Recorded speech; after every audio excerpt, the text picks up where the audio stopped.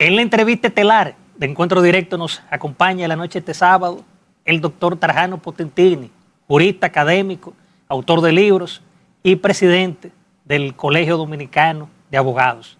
Trajano, como siempre, un honor. No, saludarles a ustedes, saludar al país y de verdad que siempre presto a ver todos estos temas en que estamos inmersos, donde parece que vamos perdiendo en alguna forma la capacidad de asombro, porque son tantos los temas, los escándalos, los problemas que se suceden, que no nos da tiempo a reaccionar. Ciertamente, y desde el Colegio de Abogados hay todo un desafío, porque también muchos pasan por el tamiz ilegítimo con fachada de legalidad. De eso abordaremos en breve. Doctor, una noticia que ha sido protagónica durante esta semana es en relación a la ley del proyecto de ley de expresión y difusión de pensamiento y medios audiovisuales que usted declaró que está lleno de inconstitucionalidad. ¿Puede sintetizarnos algunos elementos sobre eso al respecto? Mira, no solamente que ha copado la opinión pública en esta semana, yo diría que desde el día en que fue propuesta por el Poder Ejecutivo ha despertado un avispero de mucha preocupación, porque no solamente se trata de la necesidad que todos asumimos, de que hay que mejorar, de que hay que concretar a las nuevas realidades lo que es el viejo esquema, el viejo sistema de la Ley 6132 sobre expresión y difusión del pensamiento, ya con unos 63 años, sin que se hayan generado los cambios y las adecuaciones que ciertamente supone o impone, diríamos, la evolución, la implosión del ámbito digital. Ahora más aún potencializado con la inteligencia artificial, que parecería que no ha llevado al futuro, pero no estamos en el futuro. Ese futuro que nosotros creemos de la inteligencia artificial se traduce en una realidad que se constituye en el presente. Y todo ello pues trae consigo mayores retos, porque la libertad de expresión e información, derecho a la información, ya con esta redimensión que adopta, constitucionalmente establecida en el artículo 49, en el catálogo de los derechos fundamentales, deberá siempre recibir un tratamiento especial, porque se trata de un derecho instrumental que está conectado a la posibilidad del ejercicio de otros derechos fundamentales, solo si no expresamos, como lo sería la misma redimensión de la libertad de expresión como derecho a la información, ya no solamente para los periodistas, sino para el pueblo en general, con esa capacidad no solo de buscar, investigar, no ese tradicional acceso a las fuentes noticiosas, que aún se mantiene, pero no es ya el fundamento de la nueva dimensión de la libertad de expresión, sino que también ya es la capacidad que tenemos los dominicanos de escrutar, pedir a través del acceso a la información pública. Y todo ello pues supone que sí, que tenemos que hacer algunos cambios, algunas adecuaciones, pero vamos a pedir siempre que haya un consenso, que sea una discusión más amplia, porque no puede ser un consenso limitado, supeditado a un espacio de los más granados del periodismo dominicano, gente con mucha tradición de lucha, con muchos méritos, Miguel Franjur, don Percio Maldonado, Nanfi Rodríguez, que también se le reconoce como uno de los cultores fundamentales de este tema, pero que no puede ser entre ellos. Esto tiene que ser una discusión más amplia, y eso lo ha llevado entonces a traer una propuesta que debe ser ampliada, que debe ser discutida, pero en modo alguno con las inconvencionalidades e inconstitucionalidades que tiene. Digo inconvencionalidades porque también choca con tratados y acuerdos internacionales en materia de derechos humanos, porque la libertad de expresión juega también un rol importante de protección en el ámbito del esquema interamericano de los derechos humanos. Básicamente la desproporción planteada en esta ley, porque tiene muchos aspectos positivos, viene en razón del denominado INACON, Instituto Nacional de las Comunicaciones, que le da capacidades que desbordan las posibilidades de incluso un órgano constitucional, y menos este que por ley. Le da una capacidad reglamentaria extraordinaria para, dicen, desarrollar, en este caso reglamentar o regular, pero no debe ser regular, sino reglamentar, porque se trata de un derecho humano, más que todo, más que reglamentar lo que estaríamos hablando de desarrollar. Entonces, el INACOM tiene la capacidad, por eso digo desproporcionada, en función de facultades administrativas, de imponer sanciones de 30 a 200 salarios mínimos. Estamos hablando de una multa de más de 4 millones de pesos. Pero además de cerrar un medio hasta por 90 días, sin que se debata, sin que se verifique, sin que intervenga, sin que participe un juez, que es el tutelador de cualquier derecho.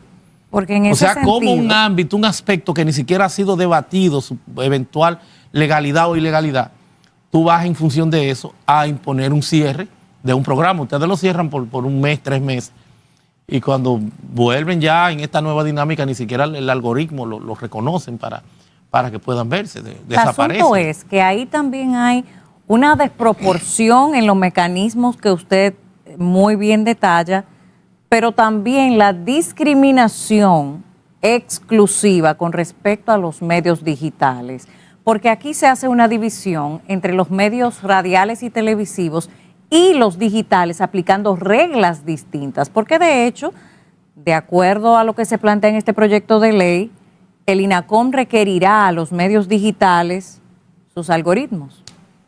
Y hay algo importante. Aún, los códigos fuentes, además, que es el arma de cualquier es estructura entregarle informática. Su estrategia de negocios. Y eso, por demás, es un escándalo. Pero por encima de todo esto, también el tema de que quiero su parecer sobre el tema de la censura previa. Sabemos que a nivel de tratados internacionales, la propia Constitución Dominicana y demás, se prohíbe la censura previa. Sin embargo, de activarse un mecanismo como el INACOM, que por cierto tiene dependencia del Poder Ejecutivo.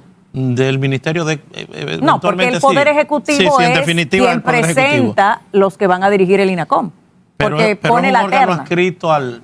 es un órgano adscrito al Ministerio de Cultura, pero la terna es propuesta por el Poder Ejecutivo. Al Senado de la República, que en definitiva también esconde los miembros, que serían 5, los miembros del Consejo Directivo, pero en definitiva esos no son los miembros que van a tener la hegemonía, sino que es un director ejecutivo que va a salir después de un decreto del Poder Ejecutivo, previa terna también que le plantea entonces esos mismos 5 de ese consejo directivo que fue seleccionado, para que el Poder Ejecutivo entonces le envía eso y designa el funcionario que en definitivamente será el gran ejecutor de esa hegemonía, de ese poderío. Bueno, es evidente que ahí hay un brazo político, porque también el Poder Legislativo tiene mayoría del partido oficialista, eso no es un secreto para nadie. Ahora bien, el tema de la censura previa, ¿cómo usted lo puede plantear dentro de este proyecto de ley si ese ente regulador, el INACOM, puede hacer no solo lo que usted está estableciendo, sino también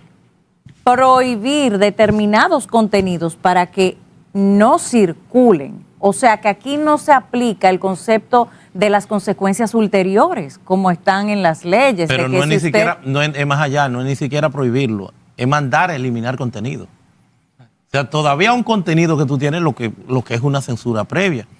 Y como tú bien señalas, aparece en los primeros 15 artículos todo un tinglado hasta de medio poesía, porque los primeros 15 artículos se citan todos los tratados y acuerdos internacionales, vistos las leyes, vistas la Constitución, reiteran también ahí aspectos que están en el artículo 49 de la Constitución y que son derechos inherentes al ejercicio profesional de los periodistas, comunicadores. Cláusula de conciencia, secreto profesional, el tema de la no censura, la rectificación, y también listan unos principios rectores que canalizarían supuestamente todo este marco. Pero cuando tú te vas al resto del articulado, son unos 75 artículos en totales, unos 9 títulos, varios capítulos, de igual forma muchos numerales y párrafos. Tú te vas a encontrar en el resto de ese contenido, después de esos 15 artículos, que están desvirtuados, están descontextualizados de ese contenido que primariamente se vende como la panacea a la solución de una nueva ley aspiramos nosotros para desarrollar este derecho que hoy se llama Derecho a la Información, Libertad de Expresión e Información, que debe tener siempre unos criterios, unos parámetros en función del derecho constitucional, como lo sería mantener su eje, el centro, su núcleo esencial, ¿verdad? Los criterios que el mismo envuelva, que el mismo exponga. Y ello a tono entonces con la cláusula de progresividad. No se puede limitar, no se puede coartar, no puede haber regresividad, que se usa mucho esta denominación, este término en el esquema internacional. Entonces, con sujeción, con arreglo a todo esto, es que debería hacerse esta propuesta, que tiene muchas debilidades. Una de las debilidades también, y que podemos decir nosotros que rompe con la desproporción y que deja mucha preocupación, son los términos de conceptos abiertos, ambiguos, vagos, subjetivos, discrecionales. Porque tú me dices en el contexto de esa ley, sin que se haya tasado, sin que se haya dibujado lo que es los parámetros de violencia desmesurada. O sea, ¿qué es la violencia desmesurada? Es que habrá violencia mesurada, habrán grados de violencia. O sea, no tenemos cuáles son los parámetros. Y eso a la dignidad y al honor. Bueno, es que nos remite a campo subjetivo y las leyes tienen que ser objetivas. Así es. Trajano, en el Telematutino 11, el abogado Nanfi Rodríguez como que había señalado que él quería como proponer la eliminación del capítulo 4 sobre plataformas y de Internet. ¿Tu posición al respecto? Sencillo. Una ley es un cuerpo sistémico, armónico, entrelazado, unos y los otros conceptos.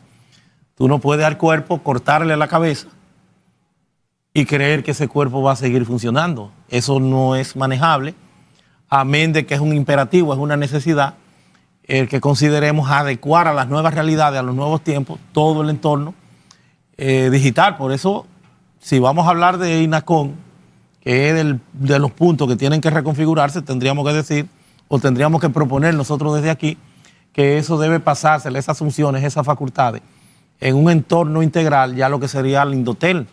El Indotel, aunque también es de factura estatal, pero por lo menos tiene ya una tradición, tiene una normativa consolidada, tiene un trabajo en el orden institucional que perfectamente pudiera darse. Entonces no es viable que tú vayas a coger, porque no se trata de que son dos partes y de que tú puedas segmentar, sacar una, no. Hay una parte dispositiva, inicial, base, que esté entrelazada con el resto del contenido de la ley. Entonces es un absurdo que se esté planteando de que se puede dejar fuera lo digital, que se puede desvincular. Es una idea que parece que tienen los comisionados por el tema del periodismo tradicional, que hay que entender que ya no hay periodismo tradicional, que esos mismos pilares de la comunicación, de tradición, como el Listín Diario, la prensa tradicional, el Nacional, Diario Libre, tienen que ir haciendo el tránsito, tienen que ir haciendo el crossover, el cambio al entorno digital, que en definitiva son de los que tienen más seguidores. Tienen que propiciar, salirse de lo que ha sido esa tradición y propiciar entonces ese cambio de paradigma.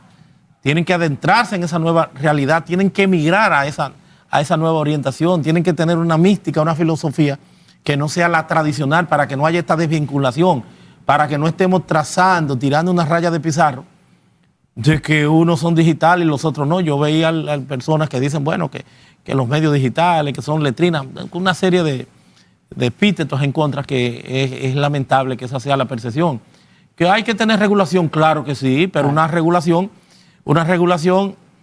que no rompan, incluso en desconocimiento de muchas realidades, hasta convencionales, de compromiso del país, que no rompan el esquema posible, natural, que tenemos en función de la competencia, de la territorialidad.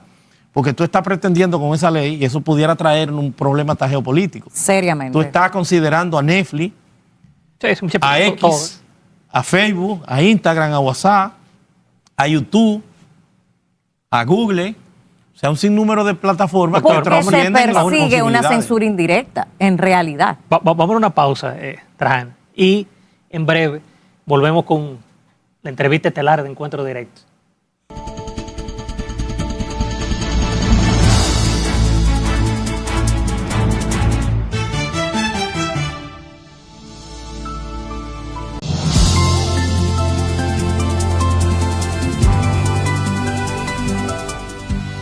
De regreso con encuentro directo junto a nuestro invitado, el doctor Trajano Potentini, politólogo, jurista, también es profesor, investigador y con nosotros ha estado definitivamente desarticulando este proyecto de ley de libertad de expresión y medios audiovisuales que tiene por propuesta reciente eliminar la parte digital, porque ha recibido, con fundamento entiendo yo de sobra, serias críticas debido a que, siendo la parte de los medios digitales, doctor Potentini, la más referida en términos de sanciones, es con la que no se ha discutido. Todo aquel que representa un medio digital está al margen de las discusiones de este proyecto de ley y eso es hasta escandaloso, sobre todo con las pretensiones que usted describió del INACOM. Ahora, a mí me llama la atención lo siguiente, se entiende como una forma de solución sacar el artículo relativo a los medios digitales y audiovisuales y hacer una ley aparte. Sin embargo, se quedaría el resto, en dado caso. En el resto, yo quiero que usted me interprete dos artículos particularmente que no tienen nada que ver con el capítulo que van a cerrar. Artículo 7 y artículo 9. En el 7 es sobre el derecho a la comunicación social y en el 9 sobre archivos informativos. En el primero dice que este derecho es libre, no precisa autorizaciones para fundar y mantener medios de comunicación e información como ha sido la regla en República Dominicana, excepto, y ahí viene la parte que quiero que por favor nos interprete, excepto las que requiere el régimen de las telecomunicaciones en el caso de los medios audiovisuales que utilizan recursos escasos. Ahí están los canales de YouTube. Y por el otro lado, o sea, hay una discriminación hacia esos medios, canales de YouTube, pero a lo otro no se le aplica ningún tipo de restricción para abrir el medio, solo a estos. Y en el caso del artículo 9, los archivos informativos, dice que los medios de comunicación tienen derecho a preservar las informaciones veraces y de interés público. Habría que determinar quién determina a su vez el interés público y que hayan difundido y mantenerlas accesibles en línea, no estando sujetas, y ahí viene la otra interpretación, no estando sujetas a la garantía del habeas data, sino al ejercicio del derecho de rectificación o respuesta. Pero en este caso no tiene la garantía, que es una garantía constitucional, del habeas data. Interprétenos esas dos partes, la parte que tiene que ver con la discriminación a los medios pequeños, canales de YouTube, y a la parte de que no se le garantiza el habeas data, sino rectificación pura y simple. Primero hay que descartar de plano la absurda idea de que una ley como hipótesis de trabajo, como cuerpo armónico, sistémico, entrelazado uno y otro concepto, pueda la misma sacársele una parte, desvincularle un capítulo, porque no se trata de un capítulo. Se trata de todo el contexto, de todo el contenido. Fíjate que en ese artículo 7, tú estás haciendo referencia ya a aspectos de naturaleza digital, extensivo y aplicable a todo eso. Entonces eso hay que descartarlo de plano. Esa ley, el trabajo que se ha hecho es seguirla profundizando, hacer como vamos a hacer nosotros, que vamos a hacer una propuesta. Pero hay que entender a partir del enfoque y de las preocupaciones que tú externas, que hay en el ámbito constitucional una serie de aspectos, garantías jurisdiccionales como el amparo, el habeas data, el amparo informático, también conocido como habeas data, y el habeas corpus, son de las garantías, y ahí tú te encuentras también con la ADIS, las acciones de inconstitucionalidad. Todo este menú, todas estas herramientas de restaurar, de propiciar el amparo en sus diferentes modalidades, incluyendo el habeas data, no hay ninguna ley que pueda suspenderla. Eso va a ser en cada caso en concreto. Y hay alrededor de todo esto también poco entendimiento, porque hay un ecosistema interno, además de convencional, de tratados y acuerdos internacionales, que va a prevalecer y que va a coexistir en armonía con lo que haya aquí dentro. De un sinnúmero de derechos que pueden estar en tensión, y en cada uno de los niveles, en cada escenario, alguno pudiera tener más preponderancia que otro. Por ejemplo, ¿qué se ha demostrado a nivel internacional con el tema de todas estas protecciones? La manipulación que se pueden generar con lo que son los datos personales, la intimidad en el ámbito internacional a partir de estas megas plataformas digitales, de redes sociales, a las que hicimos referencia, las más conocidas, las tradicionales, como el Facebook, Instagram y demás, X. Todo lo que se da ahí lo que se da preponderancia en el plano internacional es a la venta de los datos. A TikTok le pusieron recientemente una multa de 500 y tantos millones en Europa por filtrar o por permitir o por dar esos datos, porque son los datos que se utilizan para la manipulación a nivel hasta de las democracias. Y ya recordarán ustedes que hay que buscarlo en Netflix, el lío de Cambridge Analytica, una empresa de tradición, cómo se utilizó esto en una campaña electoral para la manipulación mediática. Pero tampoco tenemos que irnos fuera, doctor, porque el mismo Nancy Rodríguez dijo en abril del año pasado que el INACON requeriría los algoritmos y dijo textualmente porque se sabe que sirven para manipular la opinión pública y si están en su control, obviamente lo van a controlar ellos. Sí, no solo los algoritmos, sino el código fuente, como decíamos sí, ahorita. Claro, pero en esa parte él lo dijo textual. Pero lo que hay que entender que hay también un juego, hay una situación que hay que tratar de orientar, hay que educar, que va a emerger y que estará ahí, es la atención de los derechos fundamentales que pudieran estar en juego a la hora de tú hablar de libertad de expresión, que es el fundamento, es el principal, por la connotación democrática o que sirve como entidad de protección de la democracia, esa capacidad que tenemos, pero te vas a encontrar ahí con el honor, con la imagen y la privacidad, que en cada escenario va a depender cuál es la protección o cuál es la defensa que se le da. Por ejemplo, fuera hay lo que se llama, y es una doctrina que aquí también habrá que implementarla, o que está ahí en función del derecho comparado, el derecho al olvido. El derecho al olvido es que tú no tienes que estar sometido en los burós de crédito, y para eso hay habeas data y demás, a un zarandeo permanente de temas que no te puedan cobrar, porque ya prescrito en materia, por ejemplo, de tarjetas de crédito, son unos 5 o 6 años, porque se trata de un tema comercial, y si hay una prescripción y si objetivamente tú no puedes cobrar eso, hay que hacer como hacen los Estados Unidos, que cada 7 años te resetean el crédito y te habilitan nuevamente. No se te puede condenar a eso. Como hay una serie de aspectos que pueden estar en medios y esos medios tienen que resolver a partir de una habeas data. Entonces eso no se puede limitar con ninguna ley. Si hay un tema que hay que sacarlo y eso no es una censura.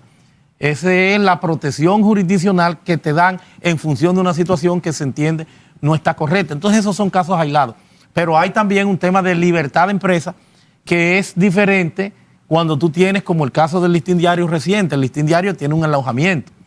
Entonces tú te sometes a ese alojamiento que tiene su pauta y que si le demandan por otro lado te dicen, mira, tú tienes que eliminarme ese contenido dentro del marco. Eso no es afectación a la libertad de empresa.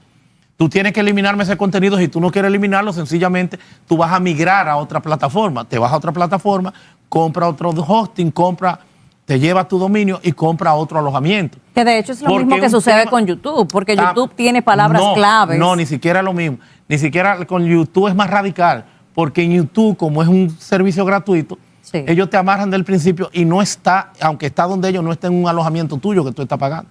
YouTube te da 2 días y te elimina y te saca la cuenta. Pero es el punto, hay una regulación. Pero hay un tema de libertad de empresa.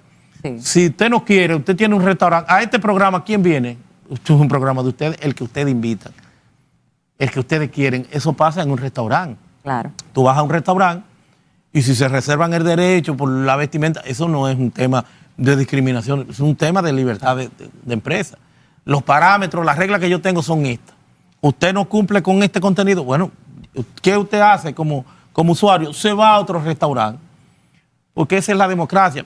Entonces, todo eso hay que comprenderlo, de que tú no tienes cómo penetrar más allá esas plataformas digitales que tienen preconcebido lo que son sus intereses internos y a lo que tú te atas cuando tú vas a buscar ese servicio, porque no te están llamando ni te están obligando a que tú tengas un canal de YouTube. Pero ese es el punto. Ese por es tu libre ejemplo, albedrío. La regulación, y ahí es que voy con el tema de que se usa de excusa para implementar censuras abiertamente. Por ejemplo, con el habeas data, y me preocupa, porque así lo hacen con eso y lo harán con otras tantas cosas. No, pero eso no se por suspende ejemplo, por una ley. Yo tengo una nota aquí. sobre el honor, la dignidad, el buen nombre, todo lo que usted ha mencionado. Se supone que porque pone en perjuicio la libertad de expresión en ciertos escenarios, eso que acabamos de citar de la dignidad, el honor y demás, se supone que para eso están regulando con esta ley. Pero el problema es que esta ley no te garantiza otros instrumentos que también procuran la dignidad y el honor de las personas, como con el habeas data. Entonces te lo limitan y te lo sujetan. Entonces, ¿por qué? Pero esta ley lo que está en el fondo es pura y simplemente controlando. Porque ¿qué es lo que hacen? Le escurren el bulto al ámbito de la persecución.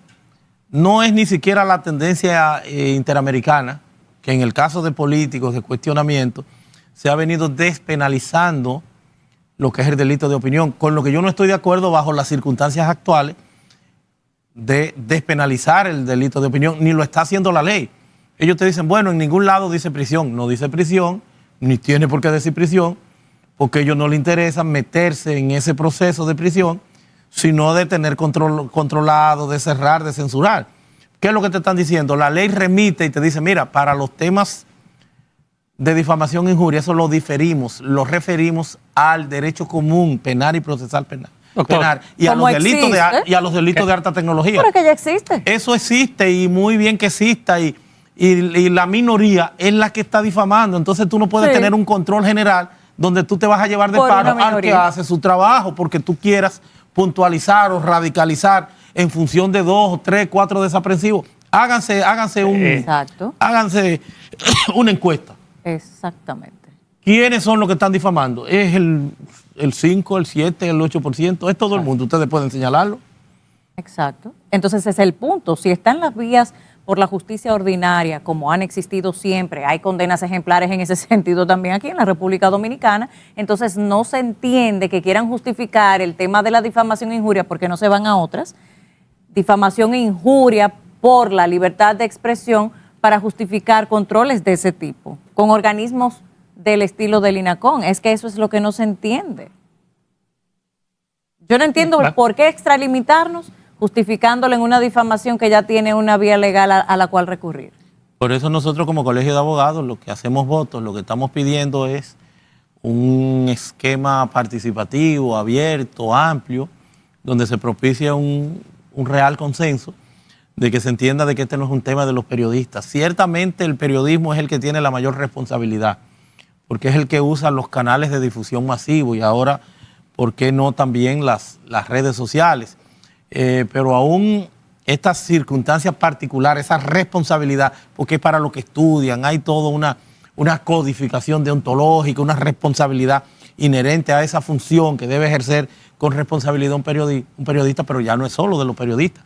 Ya tú tienes que configurar un esquema ya de más participación, de más apertura, de más democracia, no solamente la sociedad de prensa, los representantes, los periódicos tradicionales y 2 o 3 ONG. No, tiene que ser una cobertura y el de periodismo, el Colegio de Periodismo. Por eso lo están defendiendo, porque tal vez desde su óptica, sin la parte digital, para ellos sí está bien, pero no es para ellos. Una ley tiene que tener la amplitud y la dimensión que le acuerda el artículo 49 y en su redimensión de derecho a la información. Bien, doctor, solo nos queda agradecer su participación y esperamos tenerlo pronto. A usted. Gracias. Bien, amables televidentes, nos vamos a una pausa comercial y en breve volvemos ya a la rectica final de Encuentro Directo.